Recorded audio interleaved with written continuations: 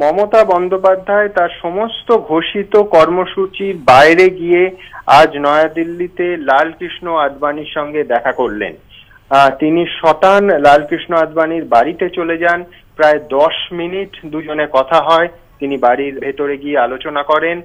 অবশ্যই আদবানিজি কেমন আছেন, তার কুশল, শারীরিক কুশল ইত্যাদি জানতে চান, তার স্ত্রীর শারীরিক কুশল ইত্যাদি জানতে চান। এই পুরোটাই বলা হচ্ছে একটা সৌজন্য সাক্ষাৎকার, কিন্তু অত্যন্ত তাৎপর্যপূর্ণ। এ নিয়ে কোনো সন্দেহের অবকাশ নেই।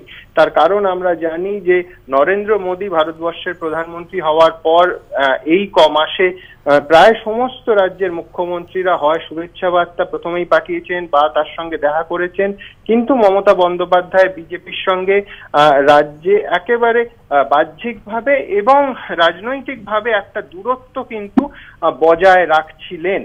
সেখানে লালকৃষ্ণ আদবানি বিজেপি শীর্ষস্থানীয় নেতা, এখনো যথেষ্ট প্রভাবশালী। তার সঙ্গে ঘোষিত কর্মসূচির বাইরে গিয়ে তার বাড়িতে পৌঁছে যাওয়া এবং 10 মিনিট কথা বলা নিঃসন্দেহে জাতীয় এবং রাজ্য রাজনীতির অন্যতম গুরুত্বপূর্ণ ঘটনা। এই নিয়ে সন্দেহের কোনো অবকাশ নেই। মনে রাখতে হবে যে যখন বাজপেয়ীর মন্ত্রিসভায় মমতা মন্ত্রীও ছিলেন এবং তার দল সমর্থনও দিয়েছিল, সেই সময়ও কিন্তু বলা হতো যে বাজপেয়ী এবং আদবানির মধ্যে মমতা's চয়েস সবসময় তার পছন্দ কিন্তু ছিল অটল বিহারী বাজপেয়ী, লালকৃষ্ণ আদবানি নন।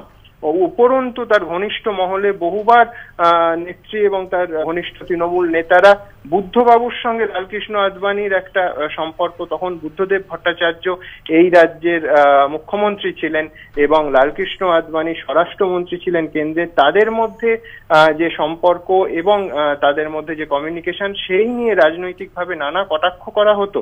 সুতরাং লালকৃষ্ণ আদবানির সঙ্গে কোনো সন্দেহ নেই মমতা বন্দ্যোপাধ্যায়ের অত্যন্ত পুরনো সম্পর্ক, অত্যন্ত হৃদ্যতার সম্পর্ক, কিন্তু তিনি কোনোদিনই আদবানি ঘনিষ্ঠ নয়, বরঞ্চ অনেক দিক থেকে বাজপেয়ীর অনুরাগী মমতা বন্দ্যোপাধ্যায়। সেই সময় বারবার সেই মনোভাব প্রকাশ পেত এবং মোদী প্রধানমন্ত্রী হওয়ার পর পশ্চিমবঙ্গ সেই গুটি কয়েক রাজ্যগুলির মধ্যে অন্যতম যেখানে সর্বোচ্চ নেত্রী বা সর্বোচ্চ পদাধিকারীরা এখানে শুভেচ্ছা বার্তা পাঠাননি বা মোদীর সঙ্গে তারপরে অন্তত একবার দেখা করেননি।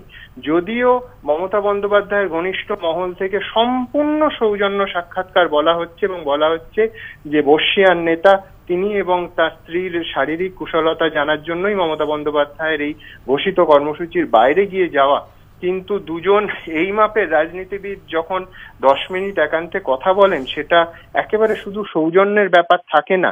বিশেষ করে বিজেপি দলের শীর্ষস্থানীয় নেতার সঙ্গে রাজ্যে আমরা সবাই জানি যে প্রধান বিরোধী শক্তি হিসেবে বিজেপির যে উত্থান শুরু হয়েছে, সেই প্রেক্ষিতে দেখলে কিন্তু এর তাৎপর্য অত্যন্ত সুদূরপ্রসারী। এ নিয়ে কোনো সন্দেহ নেই এবং হয়তো ভবিষ্যতে এর উত্তর লুকিয়ে আছে যে এই সাক্ষাৎকার সত্যি যেভাবে বলা হচ্ছে কোট আনকোট সৌজন্য সাক্ষাৎকার তাই থাকবে, নাকি এর অন্য কোনো তাৎপর্য আগামী দিনে আগামী সময় খুঁজে পাওয়া যাবে, তার জন্য আমাদের অপেক্ষা করতে হবে।